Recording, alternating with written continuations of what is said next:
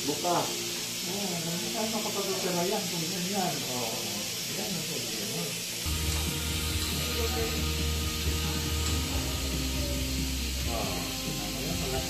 Bukha yung mata. Takot sa tugas. Undang ka na rin.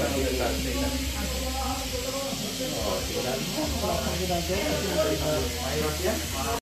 Kailangan hospital talaga ito. Dapat patulogin ito eh. Napatulog siya. Kasi yung gising ngayon, pinipilit niya. Kaya yan, tinatawag ka. Ayan. Pinipilit niya ito. Tinatawag ka talaga. Buka, buka. Last ball. Buka.